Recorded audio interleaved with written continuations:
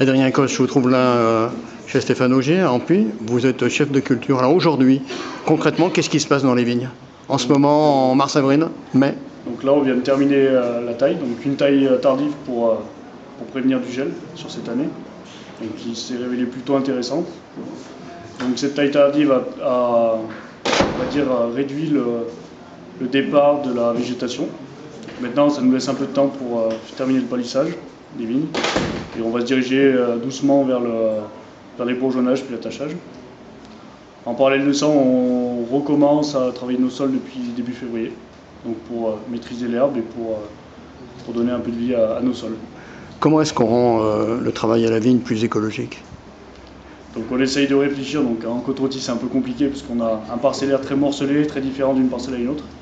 Donc on va vraiment adapter à la vigne, au terroir. Donc là, on doit se creuser la tête, on adapte au treuil, au cheval.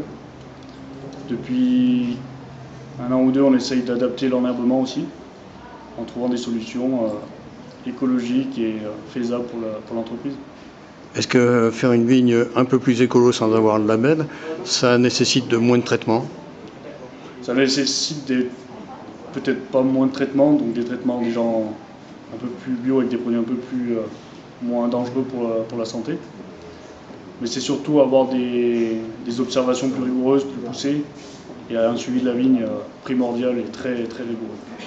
Aujourd'hui, il y a le réchauffement climatique. C'est un lieu commun de dire ça. Est-ce que ça change des choses dans le travail de la vigne?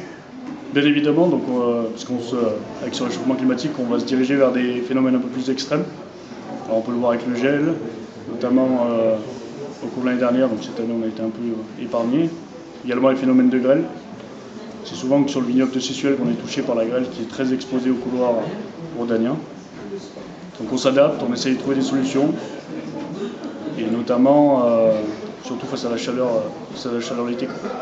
Comment est-ce qu'on fait pour limiter le degré d'alcool? Parce qu'aujourd'hui, justement, avec le soleil, on sent vraiment que les vins titrent beaucoup plus. Donc là, c'est une adaptation au vignoble. Donc, par exemple, la taille tard, ça va un peu décaler le cycle de quelques jours au niveau des vendanges.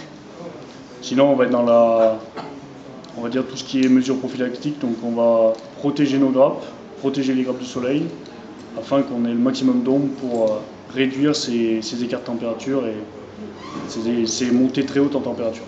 Certains vignobles, et c'est ma dernière question, certains vignobles, comme par exemple en Bourgogne, parlent déjà éventuellement de changer de cépage. Eux, ils se disent on va peut-être remplacer certaines parcelles de pinot par du gamay. Est-ce que c'est une problématique qui se pose ici dans la vallée du Rhône? Pour l'heure actuelle, on y réfléchit, mais ce ne sera pas la solution. Tout d'abord parce qu'on a des appellations qui fonctionnent très bien, avec des styles marqués, qui ont une certaine réputation. Je pense qu'on va plutôt privilégier en premier lieu des leviers agronomiques avant de penser à changer le matériel végétal.